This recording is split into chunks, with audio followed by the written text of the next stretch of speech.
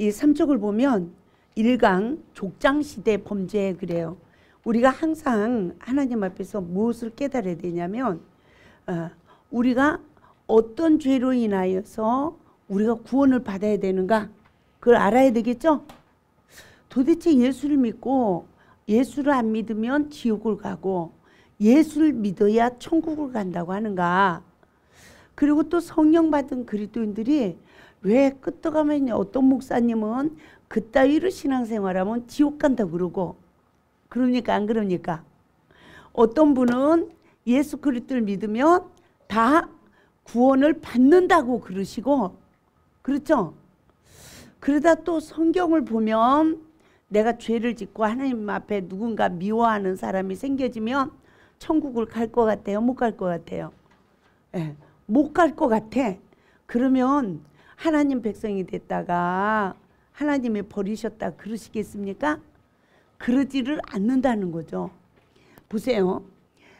우리를 하나님이 어디서 구원하셨는가를 이것을 잘 분별하여 깨닫게 되지면 우리가 목표를 향하여 바르게 갈 수가 있어요. 아멘. 이것을 정리하지 못하면 우리는 향방 없는 달림질을 하는 거예요. 그 결과 목적이 뭔지 뭐가 뭔지 저도 그 많은 세월을 그렇게 신앙생활을 했어요. 우리가 잘 분별하시기 바랍니다. 이 세상의 모든 사람들은 다 원죄를 가지고 태어났습니다. 그래서 선과 악을 하는 일에 사탄의 영에 포로가 되어 있어요. 그래서 어린아이를 비롯하여 노인에 이르기까지 시험이라고 그러죠. 기독교인들은. 세상 사람들은 다툼이죠. 이런 다툼이 일어나면 누구든지 다 뭐라고 합니까? 다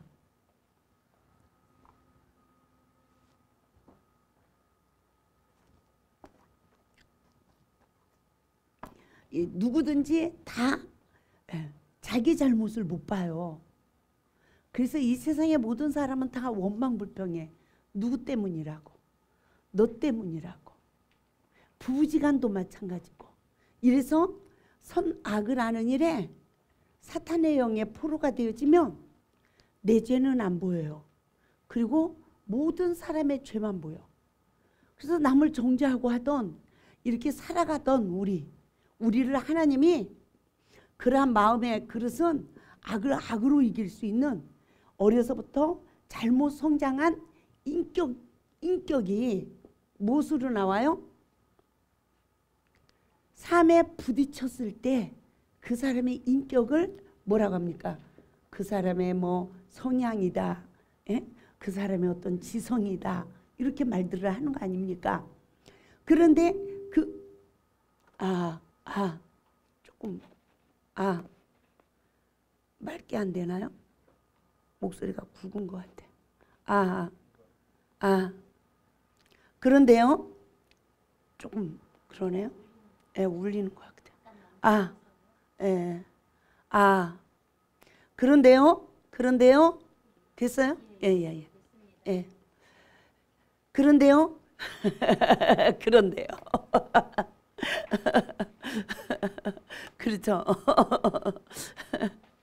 우리가 어려서부터 사랑을 잘 받고 보를 받고 성장하는 만큼 우리의 인격이 또 남을 배려하는 것도 폭이 넓어지죠. 그런데 어려서부터 상처받고 쫓기고 이러고 성장한 사람들의 인격이 어떻게 해요? 그런 사람들이 이게 성향이 잘못되는 경향이 많이 있어요. 근데 왜 그래요? 선악과 먹은 아담의 저주 아래 태어나서 엄마 태에 잉태되는 그 시간부터 그 생명체가 죄악의 씨앗이에요. 또 부모들이 죄악 중에 잉태를 하는 거예요. 죄악 중에 자녀를 낳아. 하나님 앞에서 거룩하게 거듭난 상태에서 자녀를 낳는 게 아니라 다 죄악 가운데 죄를 낳아. 아이를 낳아요. 그래서 그 아이를 낳아놓고 그 앞에서 싸우고 욕도 하고 온갖 저기를 다 하면서 살아가는 거예요. 그러니까 부모에게 직접 받은 상처도 있지만 또 시청각을 잘못 보고 성장한 자녀들. 그래서 시험과 다툼이 오면 그 사람의 인격이 나와요. 영적 현주소가 나온단 말이죠. 그래서 그 사랑을 많이 못 받고 성장한 자녀들이 더 사랑의 목마름을 가지고 어떤 이성의 시험이 오면 그걸 못 이기고 넘어지는 거예요. 내 모습 이대로 사랑해 줄 사람이 이 세상에 있습니까? 없어요. 근데 많은 사람들은 내 모습 이대로를 다 인정받기를 원해요. 그래서 그러한 우리를 하나님이 구원하신 거예요. 구원하셨는데 어떤 사람으로 구원해 주셨느냐? 원죄의 근원으로 선악간에 사단에 포로돼서 다툼만 오면 내 죄도 안 보여. 주도 보이지 않았어요. 그런데 그러한 우리를 하나님이 누구 죄를 보기에 눈을 떴어요? 내 죄를 보는 눈을 뜨게 해줬어요. 이 세상에서 누가 가장 큰 죄인이에요? 내가. 이 세상에서 가장 큰 죄인이 나였어요. 그런데 정죄를 받고 너 그렇게 죄를 졌으니까 너 잘 걸렸어. 이 시간에 매 좀 맞아봐. 이러고 매를 때리는 하나님 아니라 내 죄를 보는 눈을 뜨게 하셨는데 이 눈이 떠지자마자 누가 보여요? 십자가의 은혜로 주가 보이는 거예요. 아멘. 그래서 죄 사함 받은 은혜, 죄 사함 받은 그 즐거움이 나를 강권해서 우리가 전도자가 되었습니다. 근데 전도자가 돼서 열심히 일을 하다가 오늘 이제 말씀을 공부할 건데요. 성경에 나오는 아담과 하와만 사단에게 속은 것이 아니라 우리도 사단에게 속아서 하나님의 말씀 곧 율법으로까지 믿는 자들 허물이 보여요, 안 보여요? 보이죠? 점점 그 눈이 점점 더 밝아지면 신앙이 올라가면 올라갈수록 점점 더 밝아지면 누구의 허물까지 보여요? 목사님들 허물, 강사님들 허물, 이런 게 다 보여지는 거예요. 그런데 그것을 볼 때, 이 허물을 볼 때 사탄이 보게 했느냐, 성령이 보게 했느냐, 이게 너무 중요한 거예요. 사탄이 보게 하면 하나님 말씀을 다 범하는 거예요. 율법의 완성은 사랑이라고 그랬어요. 그래서 신앙의 목적은 서로 사랑하는 거야. 근데 이 허물을 보는 이 눈으로 인해서 권세자 앞에 복종하지 못하고 서로 사랑하지 못하는 그런 죄와 저주 아래 삶을 살아갑니까? 안 살아갑니까? 살아가고 있어요. 근데 성령을 받아서 보면 강도 만난 자의 이웃이 되어주는 거 아닙니까? 그래서 이와 같은 죄, 우리가 어디에서 태어나서 성령을 받고 신앙생활을 함에도 불구하고 나는 또 무슨 죄를 짓고 있는가, 이거를 확실히 알아야 되겠죠. 그래서 족장시대의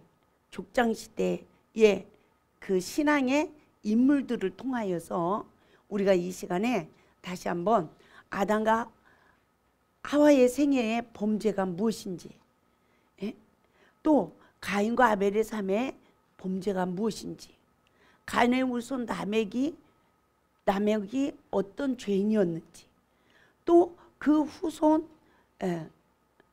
노아 시대에 사람의 딸들과 하나님의 아들들의 영적 상태는 어떻길래 하나님이 그 세상을 쓸어버리시고, 그렇죠?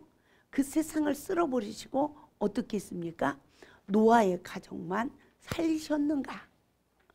그럼에도 불구하고 그 노아의 가족만 살리셨음에도 불구하고 뭐 했어요? 그 후손들, 왜 셈과 야벳은 후손까지 복을 받고 그 아버지의 허물을 보고 논한 함은 후손까지 또 저주를 받는가? 그 결과, 그 후손들의 삶의 결과가 어떤 결과가 주어집니까? 바벨탑 사건이 나오잖아요. 바벨탑 사건. 그래서 하나님은 그 바벨탑을 왜 무너뜨릴 수밖에 없었는가? 아멘. 요거까지 우리가 이 성경을 잘 이해하게 되지면 우리 인생의 모든 답이 여기 있더라고요. 아멘. 그래서 저 꺼줘야 돼요. 강의 시간에 저 키면 영상 작업 때문에.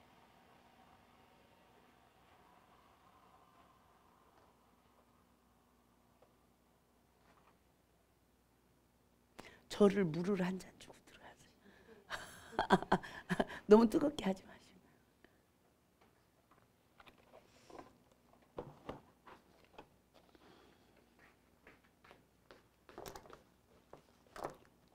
고맙습니다. 괜찮아요. 괜찮아요.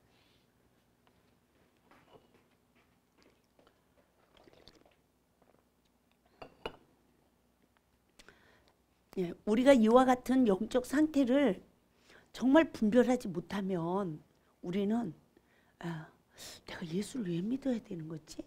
뭐 해야 되는 거지? 마치 예수님을 믿는 목적이 뭐예요? 내 인생의 문제의 열쇠처럼. 그렇게 돼요. 문제가 생기면 기도하고 문제가 생기면 금식하고. 저도 그랬어요. 저 문제 해결하려니까 하고. 세상 사람들은요 어떻습니까? 돌이켜봐요. 예수님이 없어도 다 해결하고 살아야 안 살아요? 더 잘 사는 사람 많아. 더 바르게 사는 사람도 많고요. 그렇죠? 근데 예수 믿는 우리는 왜 맨날 울고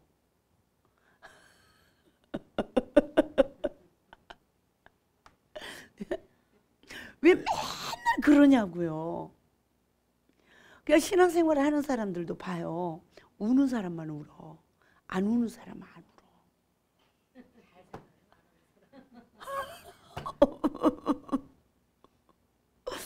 왜 그러냐고요.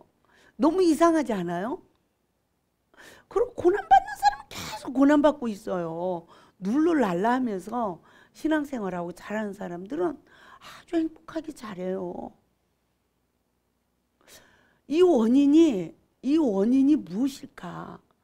부부지간에도 안 싸우고 사는 사람은요, 안 싸우고 얼마나 행복하게 잘 사나 몰라. 근데 싸우는 가정은 전쟁이 그쳐요, 안 그쳐요? 싸우는 가정은요, 관에 들어갈 때까지 싸우더만. 그죠? 결혼 시작부터 행복 시작해가지고 웃고 사는 가정은요, 죽을 때까지 서로 사랑하고 살더라고. 우리 기도원에도 한번 좀 몇 개월 됐어요. 연세 많으신 분이 오게 됐어. 남편이 돌아가셨대요. 근데 남편하고 사이가 너무 좋아가지고 남편이 돌아가셨는데 그 남편 생각을 못 버리는 거예요. 그래서 노인네가 정처 없이 전철을 타고 내려오다가 온양까지 어떻게 오게 돼가지고 모욕을 하는데 또 어떤 젊은 분을 만나가지고 뭐 여기 절이 어딨냐고 이러니까 절을 가지 말고 기도원을 가라 이래가지고 우리 센터에서 오셔서 하루 주무시고 가셨어요. 네? 그런 분도 계세요. 그렇게 정해. 근데 어떤 사람은 잘 죽었어 이 왼수야 이러고 죽기도 전에 이혼돈장 찍어버리는. 그리고 기억도 하기 좀 싫다 이러잖아요. 그러니까 이 세상의 모든 사람들이 살아가는 모습들이 정말 가지각색이에요. 참 그런데 지구가 돌고 있잖아요. 회사도 돌아가고 있잖아요. 그렇죠? 많은 사람들이 가정에서 막 다 뒤엉클어지고 이래도요. 다 출근들을 해. 그러면 각자 그 회사에서 어떻게 합니까? 그 질서의 법에 다 복종하고 돈을 벌기 위해서는 다퉈요? 다투지도 못해. 내 고집을 피지도 못해. 뭐 앞에서요? 이 돈 앞에서. 자존심도 못 세워. 이 돈 하라면 하라는 대로 시키는 대로 다 해. 참 제가 이제 파출부 다니는 분 이렇게 얘기를 들어봤어요. 가면 냄비 탄 거, 뭐 한 거, 하루 일거리 쫙 꺼내준대. 그걸 다 해야 그 돈 몇 푼 받는 거예요. 그렇죠? 10만 원도 안 되는 돈 받는 거 아닙니까? 그 10만 원 쓰려봐요. 그렇게 해서 버는 돈 생각하면 10만 원이 늘 쓰겠어요? 참 그러니까 헌금은요 얼마나 더 무섭게 써야 되는지 몰라. 진짜 헌금을 함부로 쓸 수가 없어요. 그게 성도들 헌금이잖아요. 참 우리가 이 세상을 살아가는 모습이 정말 얼마나 다양한지 몰라요. 그런데 우리는 그래도 먹고 살잖아요. 굶어 죽는 사람도 있다는 거예요. 뭐 우리나라도 있겠죠. 그런데 하루에 얼마 인구가 죽는다며요. 예? 그게 통계적으로 나와 있나 봐요. 하룻밤 사이에 1,000원짜리 죽 한 그릇 못 먹어서 죽어가는 어린 영혼들이, 어린 그 백성들 엄청 많더라고요. 그 상상할 수 없는 세계예요. 이 세상이. 한쪽에서는 먹고 남아서 버리고. 그 옛날에 우리나라도 미국 사람들이 와서 음식 남은 거 버린 거잖아요. 그거를 끓여가지고 꿀꿀이 죽이다 해가지고 배고픈 백성들이 먹었잖아요. 우리나라. 그런데 우리나라가 정말 그 짧은 시간에 얼마나 많은 축복을 주셔서 이제는 남아서 음식을 버리잖아요. 아무리 못 산다 해도. 그죠? 근데 만족이 주어집니까? 밥 먹을 때는 밥을 못 먹을 땐 밥만 먹으면 돼. 우리가 금식할 때 생각해봐요. 죽 한 그릇만 먹으면 살을 것 같아. 근데 그걸로 만족이 되냐고요. 제가 처음에 오살기도원에서 3일 금식을 할 때요. 뭘 깨달았냐면 고민이 많으면 금식해야 되는구나. 이걸 깨달았어요. 근데 금식을 하다 보니까 이 세상의 모든 것은 액세서리더라고요. 나에게 필요한 건 뭐예요? 먹는 거예요. 이 세상의 것이 다 있어도 먹지 못한다면 그 사람은 죽는 거예요. 근데 아무것도 없어도 뭐만 먹으면 살아요? 먹을 것만 먹으면 살아요. 옷이 없어도. 그렇죠? 그렇게 먹는 게 소중한 거죠. 네?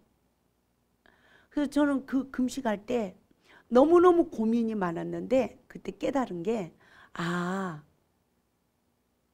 내 인생에 필요한 것은 오늘 물 못 마시면 물 한 잔이에요.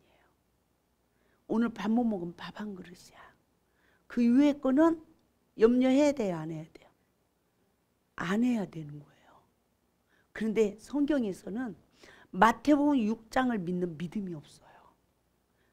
의식주, 무엇을 먹을까 마실까 입을까를 염려하지 말래. 그것조차도. 근데 우리는 염려에 잡혀요.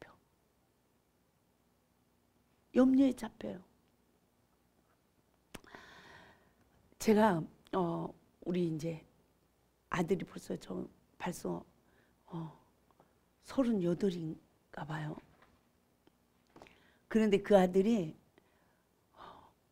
7살 때 얘기인 것 같아요. 그때 제가 참 어려워졌었어요.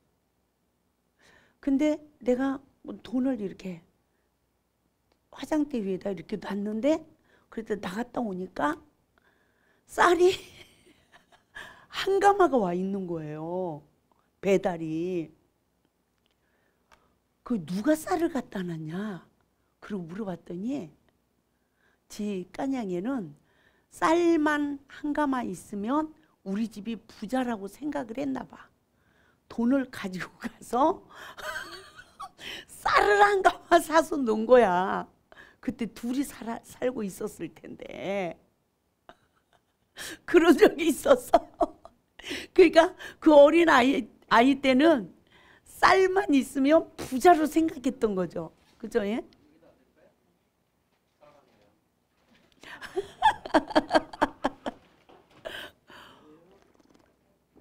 진짜 살아네.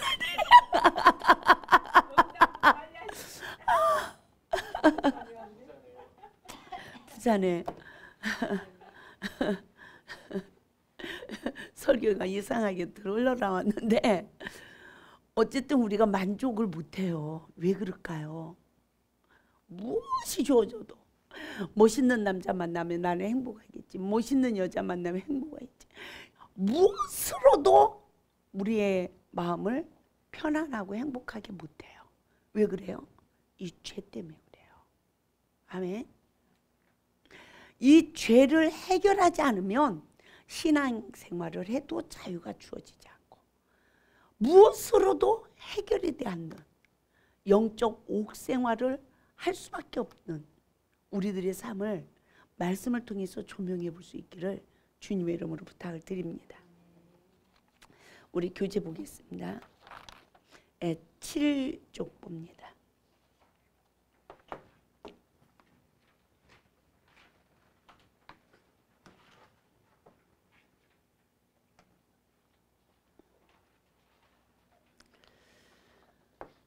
칠쪽을 보게 되면 족장 창세기, 이 창세기의 족장 시대를 통해서 다시 한번 허물을 보는 율법의 눈이 밝아진 원죄의 쓴뿌리의 결과와 구속의 과정을 살펴보기로 합시다. 아멘. 무엇을 봐야 돼요? 서로의 허물을 무엇으로 봐요? 그리스도인들이 율법으로 봐요. 하나님 말씀으로 서로의 허물을 본다는 거죠. 근데 그 눈이 밝아진 원죄의 쓴뿌리의 결과예요. 아멘. 이 원죄의 쓴뿌리의 결과라는 것은 결국 그리스도인들이 선악간에 사탄의 영에 포로되어 있다 할지라도 세상에 윤리와 도덕이었어요. 윤리와 도덕으로 서로를 정죄하고 살았어요. 하나님이 여기서 우리를 구원하셨어요. 정죄함이 없는 예수 안의 삶을 살도록. 그래서 어떤 사건이 있어도 누가 죄인이다?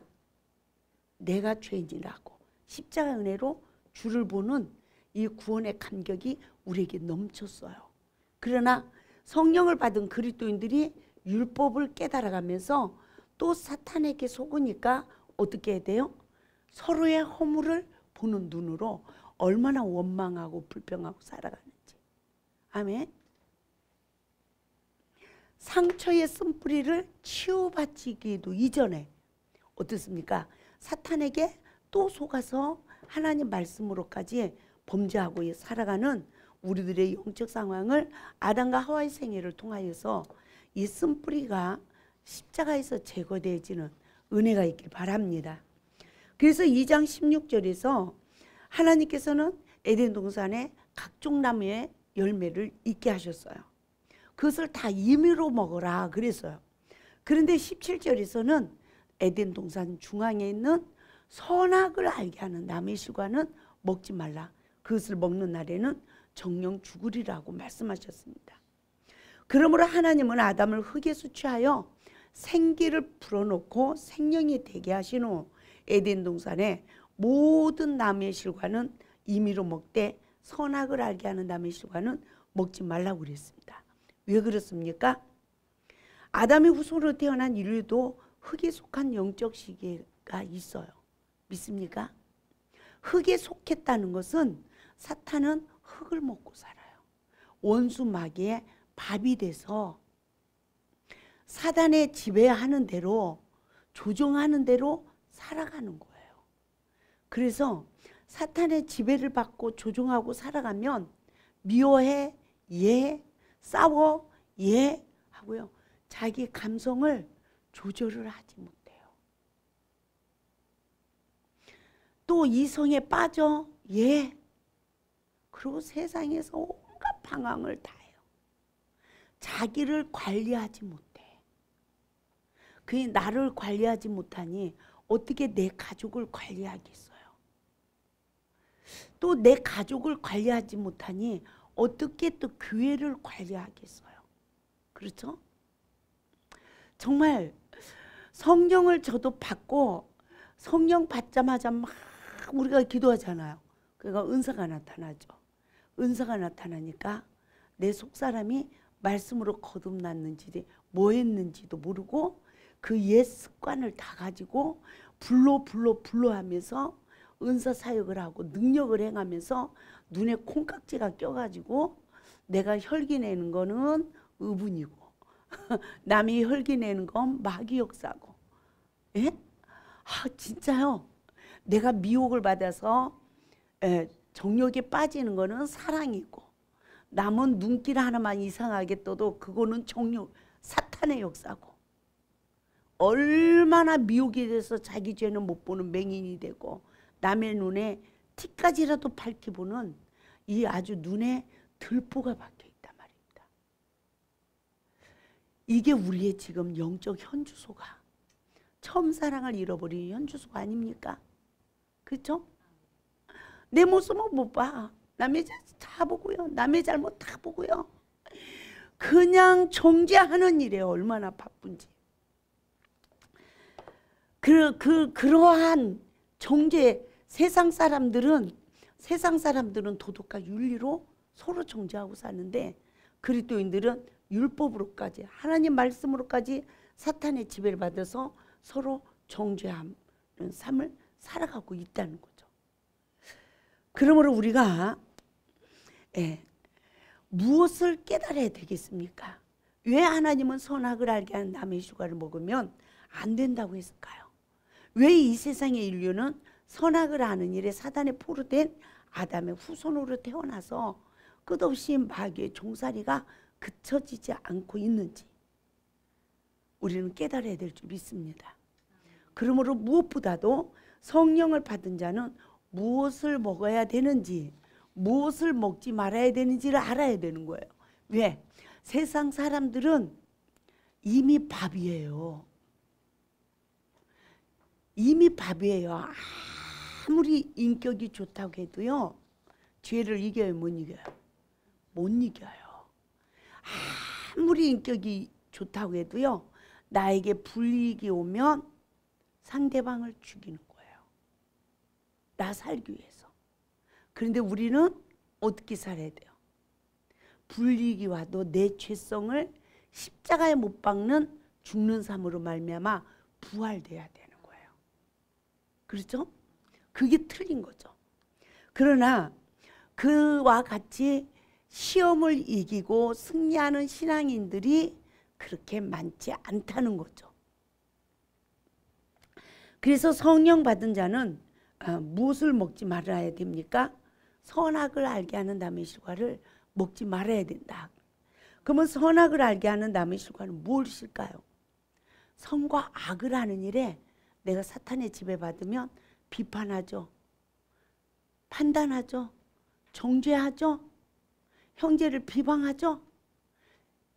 선악을 하는 일에 사단의 영에 지배받으면 남의 죄가 먼저 보여서 원망하고 불평하고 내가 상처받은 만큼 상처 주는 삶으로 선으로 악을 이기지 못하는 거예요. 악으로 이기게 되는 거예요. 그럽니까? 안 그럽니까? 그런 내 내면의 죄성을 십자가에 못 박는 삶이 성령 받은 그리스도인의 삶이에요. 그 일이 예수님을 믿는 일이야. 예수님을 믿는 일은 말씀으로 오신 예수님을 영접하여 내 마음에 하나님의 거하실 처소를 짓는 일입니다. 아멘. 그래서 우리 그리스도인들은 죽어야 사는 거예요. 그러나 내가 성령의 법으로 내 죄를 보고 죽기 이전에 시험만 오면 그리스도인들이 누굴 죽여요? 상대방을 다 죽이잖아요. 이런 무서운 살인자의 현장이 되어진 우리들의 삶을 가정에서, 교회에서, 모든 관계 속에서 나를 볼 수 있는 영적 눈이 이 족장시대 범죄를 통하여 나를 볼 수 있는 영적 눈이 떠져야, 나를 보는 은혜가 임해야 십자가의 죽음으로 주를 보는 거예요. 할렐루야. 그 시간이 진리로 자유해지는 거예요. 그래서 성령 받은 자는 이 성경이 어떤 거예요?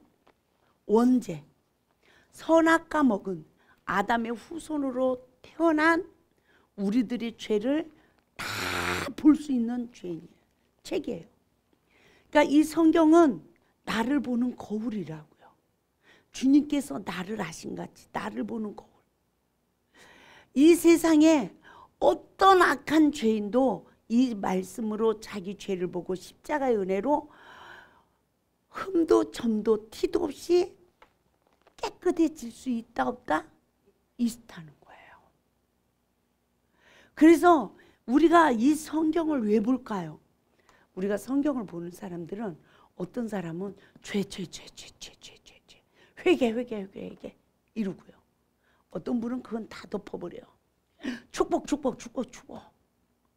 아주 축복을 받으려면 이렇게 하라 예? 이러죠. 또 어떤 분은 성교 그러고 이래요.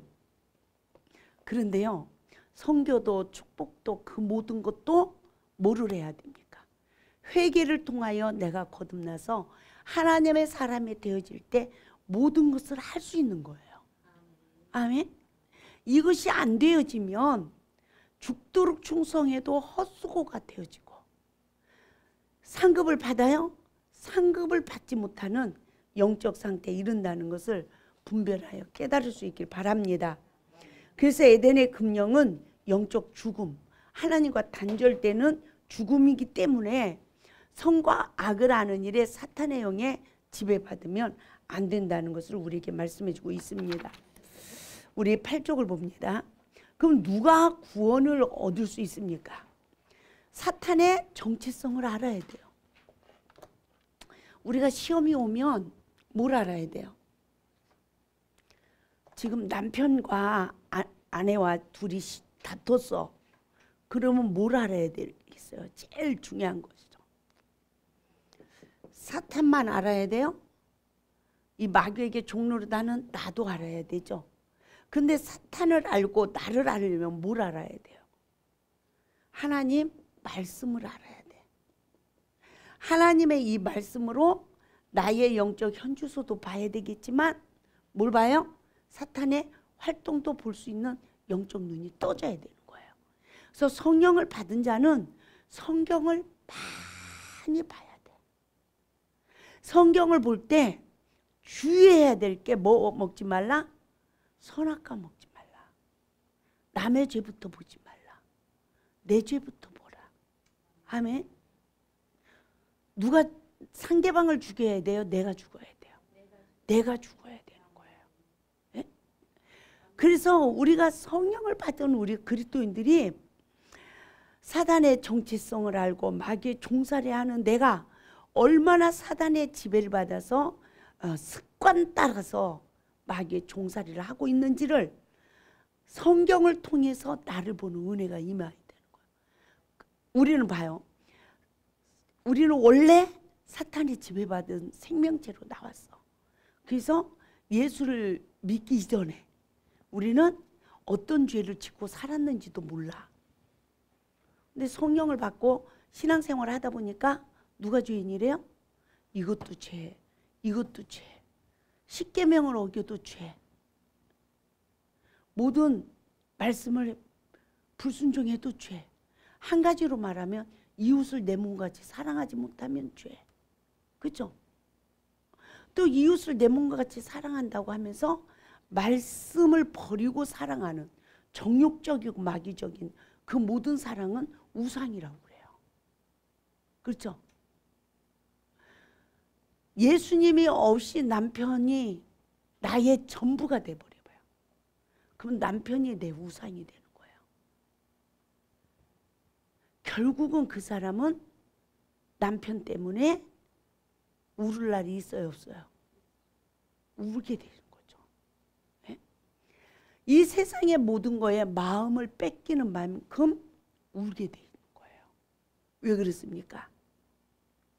섬길 대상이지 우리가 나의 마음의 주인이 될 대상이 아니라는 거예요.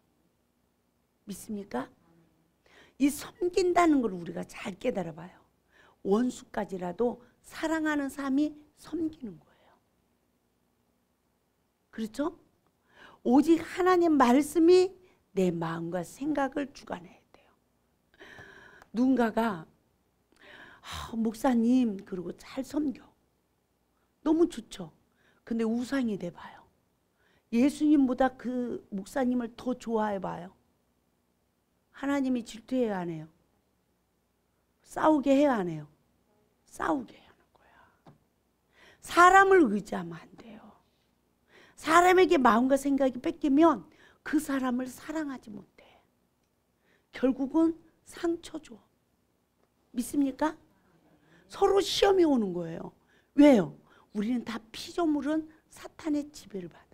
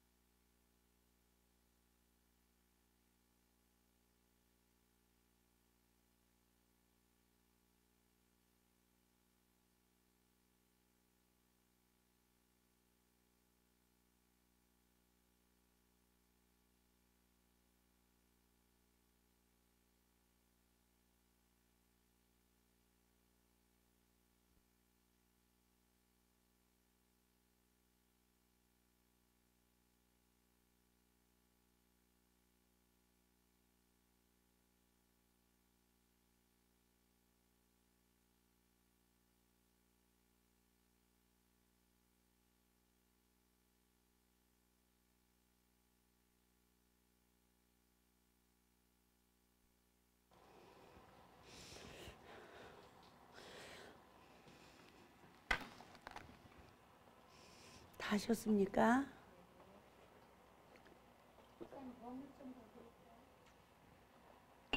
이거 꺼주셔야 돼요.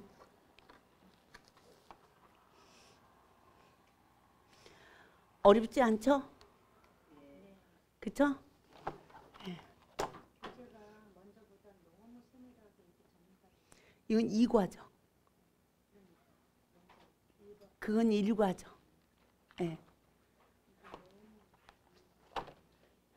1과정이 더 잘 돼 있는 건데 이건 요약된 거고 네. 조금 간추려진 거예요. 네. 네. 그래서 우리가 하나님 앞에서 뭘 배워야 돼요? 성령을 딱 받으면 말씀을 통해서 내가 말씀에 불순종하고 있는 늘 불순종으로 이끌어가는 사단의 정체성을 알아야 돼요. 그래서 사탄이 나의 주인이 되면 안 되는 거죠. 그 사탄이 포로된 인간이 내 안에 주인이 되면 반드시 사탄 역사가 일어나는 거예요. 결국 뭐에 불순종하게 되죠? 하나님 말씀에 불순종하게 돼요. 그래서 우리는 하나님 말씀이 내 안에 주인이 되고 나는 말씀에 의지하여 모든 자들을 섬겨야 되는 피조물이지 내가 경배해야 되는 내 안에 주인이 되면 안 돼요. 목사님도 내 안에 주인이 되면 안 돼. 목사님이 잘못할 때 나도 용서하고 섬기는 관계가 돼야 돼요. 아멘. 저는 목사님 그러면 옛날에 다 화장실도 안 가는 줄 알잖아요. 근데 내가 목사 돼 보니까 똑같아요. 울고 싶을 때 많고요. 외로울 때도 있고요. 예? 목사님 그러면 하나님으로 생각하잖아요. 은혜 막 처음 받으면. 안 그래요. 목사님도요, 욕하고 싶을 때도 있어요. 그런데 그게 다 내 속에서부터 사탄이 역사한다는 걸 깨달으니까 종노릇을 안 하려고 먼저 회개하고 내 육체의 소욕을 십자가에 못 박고 내 마음과 생각을 다스릴 수 있는 사람이 되어지는 거예요. 아멘. 그것을 못 다스려 봐요. 목회자도 범죄자가 되는 거죠. 그러지 않으려고 계속 또 기도하는 게 목회자예요. 예? 다를 바가 하나도 없는 거예요. 그럼 하나님이 그렇게 말씀 책을 많이 쓰고 금식을 하고 막 그렇게 뭐 저도 정말 이 역사가 깊잖아요. 별난 신앙생활을 했잖아요. 그런데 그렇다고 해서 하나님이 신의 잔에 딱 놓는 게 아니라는 거죠. 아무리 은혜를 많이 주셔도 은혜 주실 때뿐이고 저를 죄인의 자리로 딱 놓으시더라고요. 그 속에서 같이 읽어가면서 이 말씀을 이루어가도록. 아멘. 그렇기 때문에 어떤 사람도 내 안에 우상이 되어서는 안 되는 거예요. 우상은 내 마음과 생각을 포로하는 게 우상이에요. 믿습니까? 그래서 우리의 마음과 생각은 하나님 말씀에 의하여 남편에게도 아내에게도 성도에게 성도도 목회자에게 이렇게 질서정연한 삶이 이루어졌을 때 율법의 완성은 사랑이라고 사랑의 경지에 이르는 삶을 살아갈 수 있는 인격자가 되어지는 거죠. 그 경지까지 우리는 하나님의 말씀으로 분별하는 은혜가 있길 바랍니다.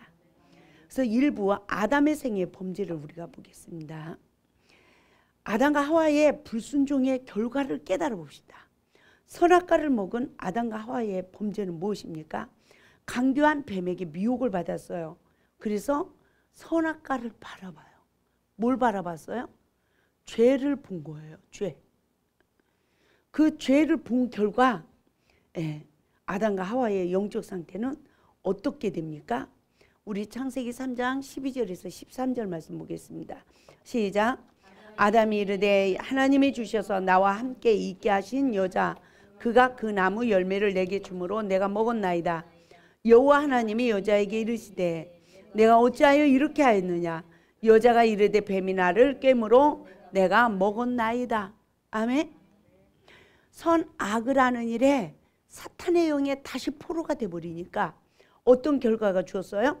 하나님이 주신 여자가요 뱀이요 라고 죄를 전가하는 자가 되고 마는 거예요. 아담과 하와의 영적 상태는 자신의 죄를 보지 못하고 구속의 은혜를 입을 수 없는 맹인이 되고 만 것입니다. 한번 거기 찾아보세요. 있을지도 몰라요. 지금 책 작업을 하다가 이 표지를 못 사가지고요. 눈이 막 오고 막 난리가 나서 사질 못해가지고 기계를 갖고 왔어요. 네. 내일 사가지고 만들어야 됩니다.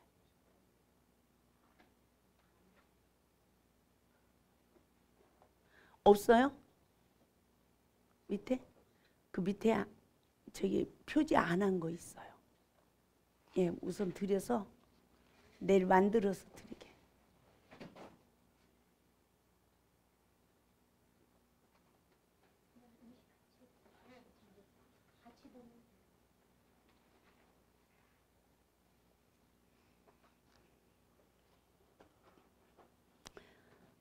그냥 그만 두세요 그럼. 네, 집사님 그냥 두세요. 그래서 하나님 앞에서 사탄의 영 선악과를 먹으니까 어떻게 돼요? 맹인이 돼버리는 거예요. 누구 죄를 못 보죠? 내 죄를 못 봐. 그리고 하나님 앞에 바른 변론을 못해요. 그러니까 누구를 못 봐요. 주님을 보지 못하는. 그래서 하나님과 단절된 삶. 그 삶은 뭐에 통치받아요? 사탄에게 통치받는 삶이에요. 그래서 원망하고 불평하고 미워하고 너 때문에 못 살겠다 이러는 사람은 사탄의 포로된 삶이에요. 그래서 옥생활을 하는 삶을 살아가는 거예요. 영적 옥생활을 한단 말입니다. 사망의 삶, 생명이 아닌 사망 가운데 있는 거예요. 예수 믿고 성령을 받아도 이런 삶이 있어요, 없어요? 여기에서 해방받기가 정말 얼마나 어려운지. 그래서 이 시험을 통하여 날마다 십자가 은혜로 양식, 신부단장을 하고 양식을 얻는 자가 있는가 하면 원망하고 불평하면서 교회도 안 나오고 끝내는 예수 믿어도 자살하는 사람도 있다는 거죠. 그러므로 구약의 언약, 우리가 이것을 잘 분별해 봐요. 이런 영적 상태에 있는 맹인에게도 하나님께서는 어떤 언약을 하셨는가 깨달아 봅시다. 창세기 3장 15절 9쪽입니다. 시작. 내가 너로 여자와 원수가 되게 하고 내 후손도 여자의 후손과 원수가 되게 하리니 여자의 후손은 내 머리를 상하게 할 것이요 너는 그의 발꿈치를 상하게 할 것이니라 하시고. 아멘. 하나님은 아담과 하와에게 죄가 누구로부터? 나로부터 시작되었음을 알기 전에 하나님은 뭘 알게 했어요? 창세기 3장 15절에 언약을 믿는 믿음을 우리에게 주신 거예요. 성령을 받은 우리 그리스도인들에게 예수 그리스도로 우리가 다 구원받는다는 것을 믿는 믿음을 우리에게 주셨어요, 안 주셨어요? 이 믿음이 있는 자가 자기 죄를 보는 눈이 떠질 때 구원의 역사가 이루어지는 거예요. 할렐루야. 나를 어떤 죄와 사망에서도 하나님이 나를 건지신다는 거, 나를 온전케 한다는 이 믿음을 믿는 이 믿음이 나를 구원하는 거예요. 할렐루야. 그래서 성령을 받고 우리가 신앙생활하면서 원망하고 불평하는 그런 삶을 산다 할지라도 우리에게 먼저 주시는 믿음은 예수 그리스도를 통하여 우리를 구원한다는 그 사탄을 머리를 상하게 하시고. 할렐루야. 뱀은 너희의 발꿈치를 상하게 한다는 거죠. 근데 하나님이 그러한 영적 상황에서 우리를 건진다는 이 믿음을 먼저 갖게 했어요. 그리고 뭐라고 합니까? 창세기 3장 16절 말씀을 보면 여자에게 하나님이 죄의 근원을 일깨우죠. 그래서 하나님은 여자에게 죄의 근원을 일깨우고 17장에서 19절에 남자의 죄의 근원을 일깨워요. 그래서 여자는 선악과를 먹으면 무슨 저주 아래 있습니까? 창세기 3장 16절에서는 잉태하고 해산하고 남편을 사모하고 원하고 그러죠. 그리고 다스림을 받는 저주 아래 삶을 살아가요. 그래서 이 세상의 모든 여자들은 다 잉태하고 해산하는 고통을 받아. 그 남자 따라가면 영원히 나를 사랑해주고 살 줄 알았어. 그랬더니 이상하게 딴 여자만 쳐다보는 것 같아. 그러니까 그 남자를 아무리 잡으려고 해도 안 잡아줘. 그리고 사랑을 받고 보호받는 게 아니라 어떤 남자는 막 때려, 욕을 해. 자기 부인을 막 무시해. 온갖 현상이 다 일어나요. 그게 왜 그렇다고요? 창세기 3장 6절에서 여자가 먼저 선악과를 따먹고 남편에게도 주매 그도 먹은지라. 아멘. 그 죄의 봉이 여자에게 잉태하고 해산하고 남편을 늘 사모하는 이 고통. 아무리 남편을 잡으려고 해도 잡아줘야 안 잡아줘요? 안 잡아지는 고통. 그리고 도리어 보호를 받는 게 아니라 다스림을 받는 이 저주 아래 삶이 이루어지고 있는 거예요. 지금도 동일해요. 누구에게도 예수를 믿어도 뭘 먹으면 선악과를 먹고 남편에게 주는 여자는 이 고통이 안 그쳐지는 거예요. 이거를 모르고 신앙생활을 한 거야. 이거를 모르고 가정생활을 한 거예요. 예수님이 여기에서 우리를 해방시키기 위해서 오신 거예요. 할렐루야. 그래서 남자는 뭐라고 그래요? 우리 17절부터 봐요. 시작.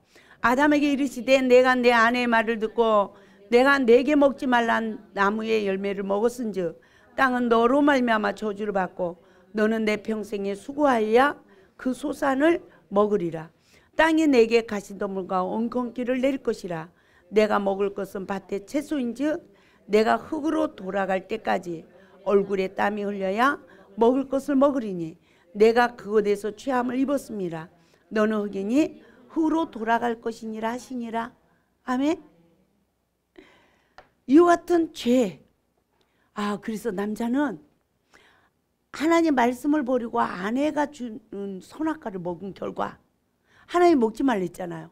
근데 하나님 말씀을 안 듣고 아내가 주는 선악과를 먹은 결과로 땅이 저주를 받고 종신토록 수고해도 헛수고 가시덤불 엉겅퀴가 났고, 그래서 너는 밭에 나는 채소를 먹어라, 너는 흙으로 돌아가라, 이런 저주 아래 삶을 살게 된 거죠.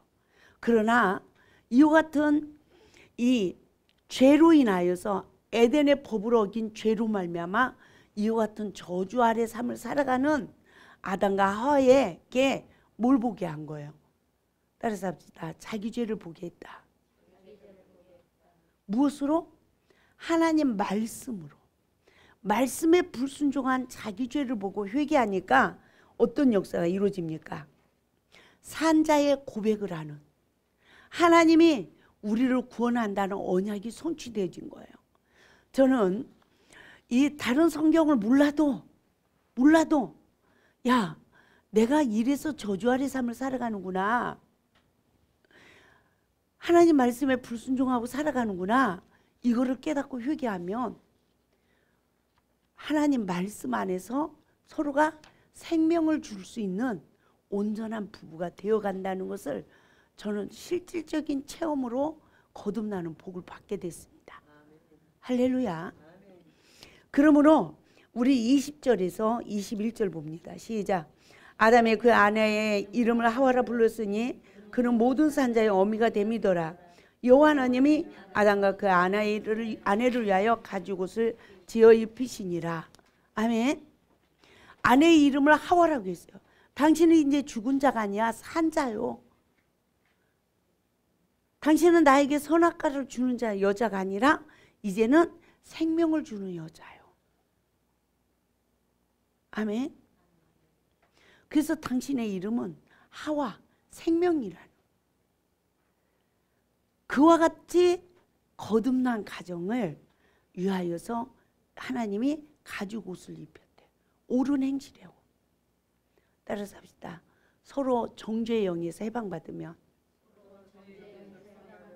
성령의 지배를 받아서 내 죄가 먼저 보이고 내가 먼저 엎드려서 용서하고 용서받는 삶은 정죄함이 없는 예수 안의 삶이 이루어진다.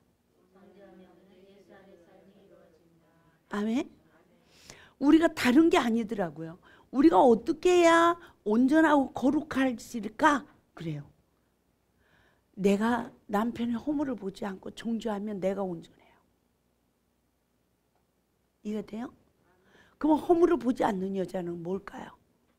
사단의 영에 지배를 받아서 남편의 허물을 보지 않는 자예요.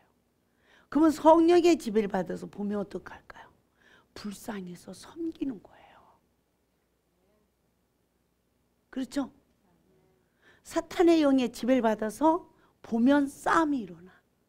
그러나 성령의 역사로 서로의 부족한 점을 보면 어떻게 해요? 더 화목의 역사가 일어나요. 그래서 이 사단에게 속는 내 죄성을 십자가에 못 박아야 우리가 옳은 행실의 옷이 입혀짐을 믿으시기 바랍니다. 그러면 아담의 후손의 범죄를 봅시다. 선악과 먹은 아담의 후손들이 3입니다. 결국 가인과 아벨은 죽이고 죽는 현장이 되었습니다. 이 시대 가정과 교회의 영적 상황을 볼 수 있는 눈이 창세기 4장 1절에서 15절의 말씀을 통하여 이 영적 상황을 볼 수 있길 바랍니다. 이 땅에는 지금 이 시간에도 육체로 따라하는 자가 있는가 하면 성령으로 따라하는 자가 있다라고 갈라디아서 4장 29절에서 말씀해 주고 있어요. 그 결과 심판의 부활로 나오는 자가 있고 생명의 부활로 부활되는 자가 있다는 것을 요한복음 5장 29절에서 우리에게 말씀해 주고 있습니다. 여러분, 서로의 허물을 보는 우리들의 후손의 삶도 서로가 상처 주고 상처받아 죽이고 죽어요. 그렇죠? 그러나 여기에서 아벨은 순교자의 피를 말하고 있는 거예요. 아벨은 십자가의 죽음, 성령으로 따라난 자의 삶. 할렐루야. 그래서 생명의 부활이 되어지는 삶을 말하고요. 가인은 육체의 소욕을 이루어서 남을 상대방을 죽이는 거예요. 정말 우리가 죽이고 죽는 이 삶 속에서 어떤 사람은 말씀으로 거듭나는 축복을 받고 할렐루야. 어떤 사람은 남을 죽이는 육체의 소욕을 이뤄서 하나님 나라를 빼앗기는 자가 있다는 것입니다. 그래서 가인은 사탄의 지배를 받는 눈으로 상대방에게 상처를 주는 자가 돼서 결국 예배의 실패자가 돼요. 우리가 언제 예배 실패자가 됩니까? 영혼에게 상처를 주면 예배 실패자가 돼요. 다른 일을 아무리 잘했다 할지라도 다른 영혼을 상처를 줘서 죽이는 일에 앞장서면 내 죄는 못 보는 맹인이에요. 그래서 하나님 관계에 예배가 상달되지 않아요. 그럼 누가 예배가 상달되죠? 내 죄를 보고 회개하는 자만 예배가 상달이 돼요. 할렐루야. 그러므로 사탄의 지배받는 눈의 결말은 육체의 소욕을 이루어 육신을 따른 자의 결말이 주어지는 것입니다. 그래서 심판의 부활로 나온다는 것을 말씀해주고 있어요. 그러나 성령으로 따르는 자는 성령의 조명하심으로 내면에 있는 악의 모양까지도 늘 자신의 죄성을 십자가에 못 박는 삶으로 생명의 부활로 부활이 된다는 것을 분별하시기 바랍니다. 그러므로 하나님께서 베푸시는 늦은 배 구속의 은혜는 가인에게 핏값을 찾아주신 구원의 표를 허락하신 것처럼 생명의 성령의 법으로 언약을 성취시켜 주시는 영적 부활의 복을 입는다는 것을 믿으시기 바랍니다. 가인이 동생을 죽였어요. 그거 알아요? 내 동생을 찾잖아요. 그러니까 내가 내 아우를 죽이는 자니까? 여러분 보세요. 이 시간에도 내가 남편을 죽인 거 몰라. 내 아내를 내가 죽인 거 몰라. 내가 내 자식을 상처 줘서 죽였는지 몰라. 내가 내 성도들을 죽였는지 몰라. 또 성도들이 목회자를 죽였는지도 몰라요. 이런 무지 속에 살아가. 근데 하나님의 그 무지한 자기 죄를 못 보는 맹인에게 가인에게 핏값을 찾아주듯이 그 핏값을 찾아주는 거예요. 아멘. 네가 죽인 거야. 그게 네 인생의 열매야. 난 너무 아팠어요. 그리고 이게 안 받아들여지더라고요. 예? 나는 남편 때문에 내가 죽을 것 같은데 나보고 남편을 죽였대. 뭐 보고? 허물 보고 잔소리해서. 여자들은 다다다다다다 잠못을 박은 거는 기억을 하나도 못하고, 여자들이 다다다다 박으면 어떻게 해요? 용량이 넘치면 나오잖아. 그럼 남자들은 큰 걸로 쾅 박아. 예? 그걸 상처라고 그래요. 내가 상처 준 건 몰라. 받은 것만 다 기억하고 있어요. 그런데 하나님은 그런 나의 실상을 보게 하시고 누구 죄를 먼저 보게 하신다? 내 죄를 보게 하면서 그 핏값을 나에게 찾으시더라는 거죠. 그래서 우리 가로 2번 봅니다. 생명의 성령의 법이 성취되는 구속의 원리에 그랬어요. 첫째, 말씀으로 여전히 선악과를 먹고 사는 내 죄를 보자. 볼 수 있길 바랍니다. 말씀으로까지 상대방의 허물을 보는 나를 봅시다. 둘째, 말씀에 의지하여 십자가에 엎드리는 삶으로 그랬어요. 땅에서 원망될 만한 모든 자들에게, 내가 죽인 자에게 엎드려야 되겠죠? 그러면 뭐가 죽어요? 세 번째, 내 자아가 죽는 거예요. 내 이 자존심은 사탄이 잡고 있어요. 내가 말씀에 의지하여 내가 잘못했어요 엎드리는데 나를 지배하던 사탄은 십자가에서 멸해지는 것입니다. 그리고 나는 치유의 은혜를 입는 거예요. 진리로 자유해지는 거예요. 그래서 네 번째, 내면의 양식으로 주시는 말씀을 먹어 말씀으로 거듭나는 복, 말씀으로 죄사함을 받는 복이 임하는 거죠. 이 은혜가 있길 바랍니다. 그러니까 다섯 번째, 십자가의 죽음으로 말씀을 먹는 자는 시험이 올 때마다 말씀으로 시험을 이기는 복을 받는 거야. 왜? 이제는 분별력이 주어졌잖아요. 말씀으로 내 죄를 보게 됐고 사탄이 미혹한 걸 알게 되고, 아멘? 하나님의 뜻을 알게 되죠. 이것을 아는 은혜를 입은 자는 이제는 분별을 해서 이길 수 있는, 아브라함의 가정에 이삭이 출생하여 자라듯이 젖을 뗄 무렵이 되니까 이스마엘과 다투죠. 이 은혜가 우리에게 주어지더라고요. 죄의 법, 악을 선한 법, 복음으로 이기는 은혜. 아멘. 그래서 내어 쫓는 은혜가 우리에게 주어지는 줄 믿습니다. 그래서 살인한 가인에게 하나님은 핏값을 찾아주셨습니다. 그래서 에덴 동산의 법을 깨뜨린 아담과 하와는 에덴 동산에 쫓겨나 뭔 살이를 해요? 네, 마귀의 종살이를 하게 돼요. 왜 그랬을까요? 저는 너무나 이해가 안 됐어요. 아니 하나님 그토록요 죄의 근원을 일깨워 주시고 산자의 고백을 하시고 하나님의 가죽 옷을 입혀줬으면 에덴 동산에서 살게 해야지. 그래서 우리도 다 에덴 동산에서 살게 하셔야지. 어쩌자고 아담과 하와를 내쫓아가지고 이 세상 인류가 다 아담의 후손으로 태어나서 이렇게 죄와 저주 아래서 고통을 받고 살아야 됩니까? 하고 하나님 앞에 간구했어요.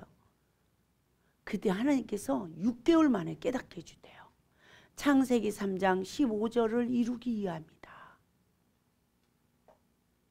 예수 그리스도로 말미암아 구원에 이르게 하기 위함이라는 거예요. 우리가 이것을 잘 보세요.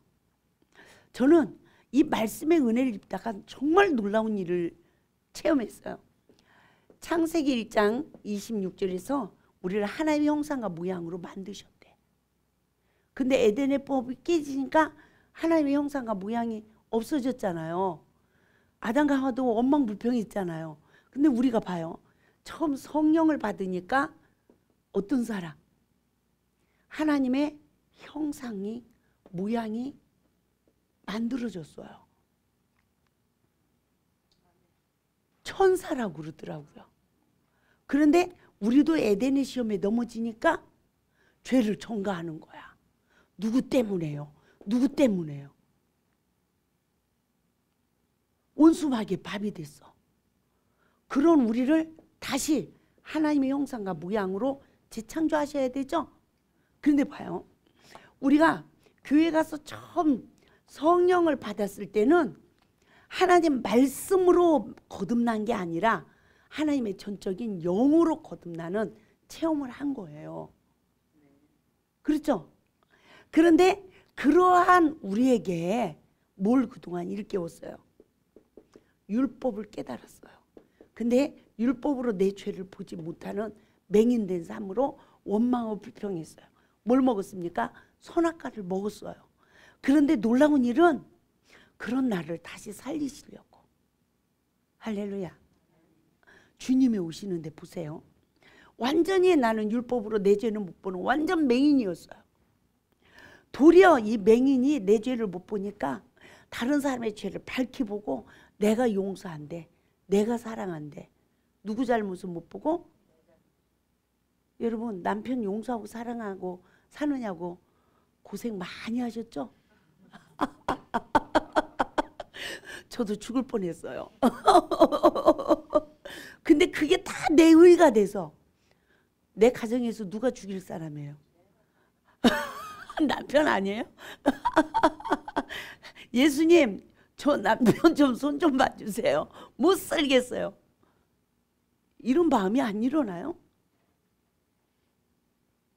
남편이 너무너무 나에게 무거운 짐이에요.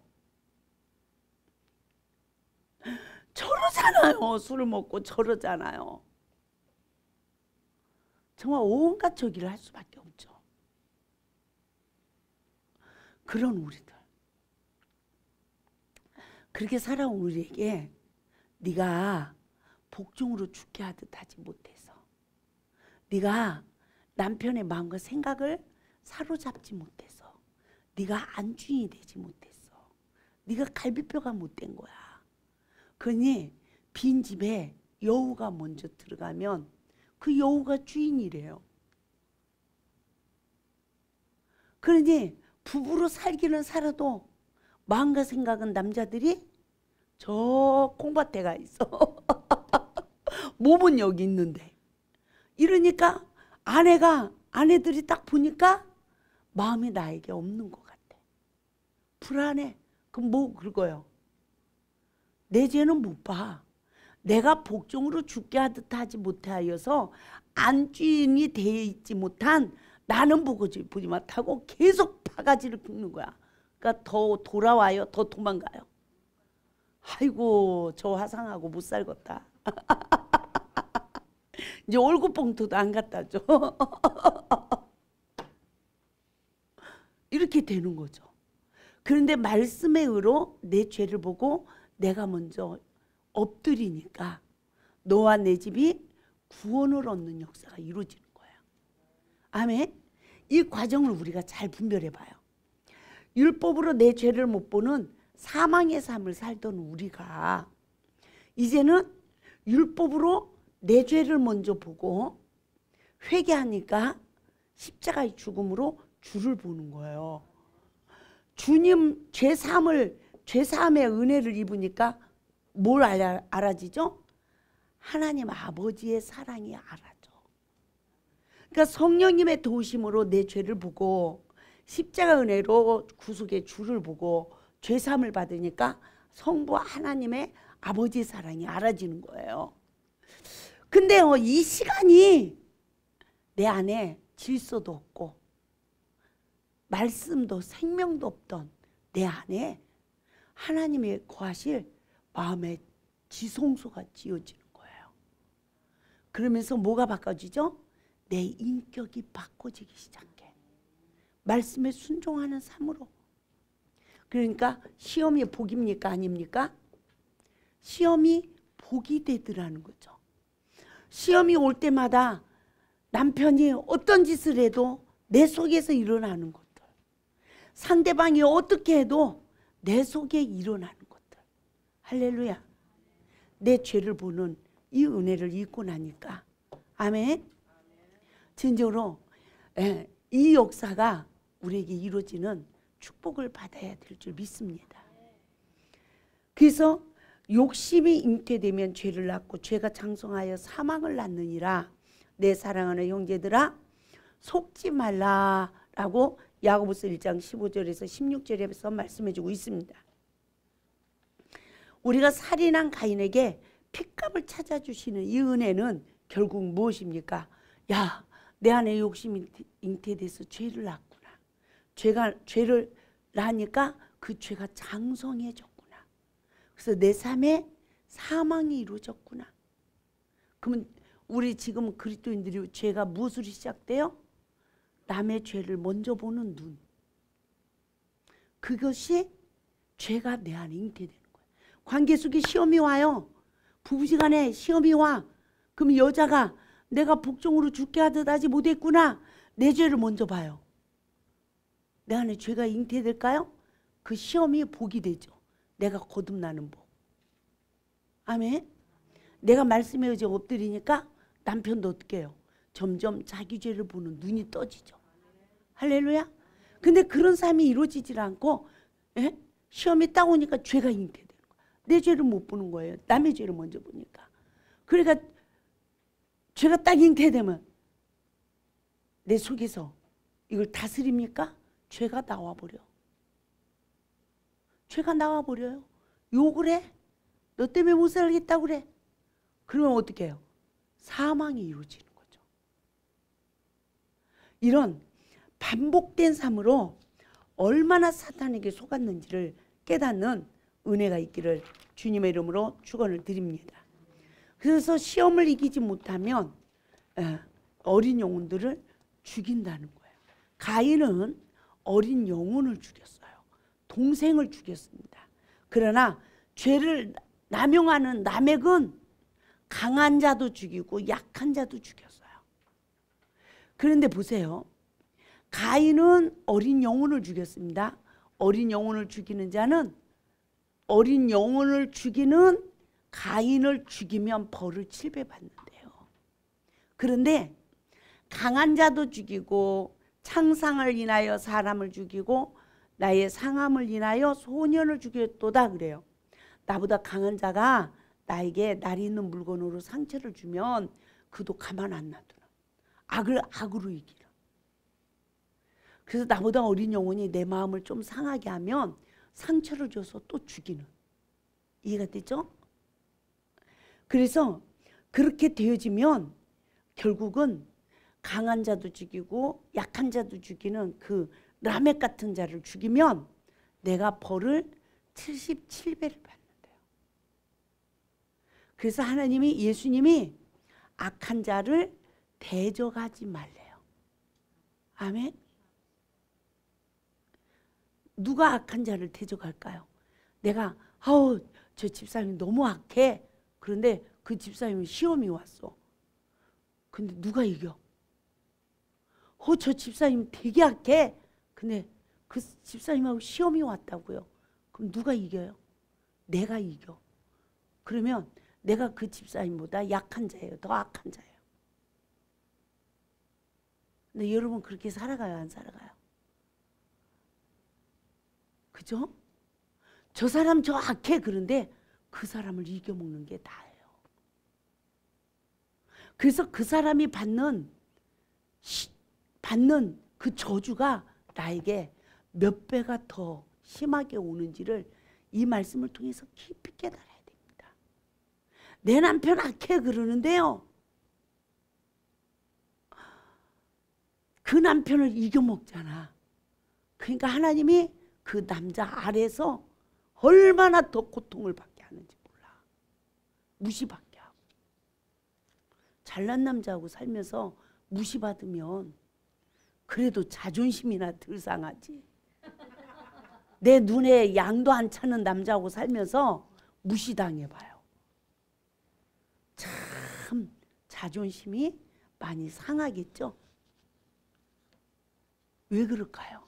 하나님이 그 교만을 낮춰야 되기 때문에. 낮아져서 말씀에 의지하여 순종하여 그 안에서 안식하는 시간이 내가 예수 안에서 안식하는 시간이더라는 거죠. 그래서 말씀으로 오신 예수님은 말씀에 의하여 그물을 내릴 때까지, 순종하여 내릴 때까지, 아멘, 우리를 단련하신다는 거예요. 근데 누구 연단이 제일 크죠? 내 연단이 제일 큰 거예요. 참 너무 마음 아픈 일이죠. 제가 최근에 얘기해요. 한 분이 지금 이제 목사님 되신 지 얼마 안 됐어요. 남편이 장애자야. 근데 결혼을 했어요. 장애자 딸을 낳았어. 그랬는데 또 어느 분이 사내 남자아이인데 장애자야. 그 아기 때 갖다 줬어. 핏덩어리 때. 그래서 그 아이까지 키우게 됐어요. 그러니까 그 아이를 키우다 보니까 의가 나올까요? 안 나올까요? 이 의가 나오면 뭐라고 욕하죠? 그 애미를 욕하는 거잖아요. 어? 어떻게 자식을 낳았으면 책임지지? 이게 의잖아요. 어떻게 자식을 낳았으면 책임지지? 그렇잖아요. 이걸 나한테까지 키우라고 하는가? 이 의가 나와요, 안 나와요? 나오죠. 그런데 주님이 그러시더래요. 버린 자가 더 큰 죄인이냐, 살인한 자가 더 큰 죄인이냐 그러더래. 아이를 유산을 시킨 적이 있대요. 근데 주님이 아이를 낳아서 버린 자가 더 큰 죄인이냐, 네 자식을 네가 죽인 자가 더 큰, 누가 더 큰 죄인이냐? 이해가 되죠? 누가 더 큰 죄인이에요? 네 자식을 네가 죽인 죄가 더 크다는 거예요. 그러니까 뭐하라? 남 정죄하지 말고 네 보응의 잔을 마시렸다. 이해가 됩니까? 그 말에 회개를 했대요. 참 어린아이가 이쁜 짓 할 때는 얼마나 이뻐요. 근데 또 힘들게 할 때는 또 얼마나 힘들게 합니까? 그래서 우리들의 인생이 다 자기 십자가 지고 주님 따르는 거라는 거예요. 내 십자가나 우리가 다 똑바로 집니까? 아니죠. 참 하나님은 참 놀라운 일이에요. 저는 그 말씀에 참 그 간증에 은혜를 많이 받았어요. 하나님은 다 그 잔을 마셔야 누가 온전해져요? 내가 온전해지기 때문에. 그 의까지라도 파쇄되어지고. 할렐루야. 하나님의 사람으로 거듭나기 위한 잔이라는 거죠. 그래서 정말 우리가 나는 죄를 남용하는 자인지 아니면 또 그 악한 자까지, 죄를 남용하고 있는 그 악한 자까지 대적을 해서 나는 과연 벌을, 가인을 죽여 벌을 7배 받는가, 라멕을 죽여 벌을 77배를 받고 있는가. 나의 영적 현주소를 보는 은혜를 입을 수 있기를 주님의 이름으로 축원을 드립니다. 할렐루야. 이 말씀을 기억하시고 우리 이 시간에 기도합니다. 사랑의 하나님, 진정으로 저희들의 모든 삶이 하나님 앞에 있기를 원합니다. 하나님, 내가 선악과를 먹는지도 몰랐어요. 내가 저주 아래 삶을 살아가는지 몰랐습니다. 그토록 원망불평하는 삶을 살아가는 줄도 몰랐습니다. 주님, 그러한 저에게 내 죄를 보는 눈을 뜨게 하시고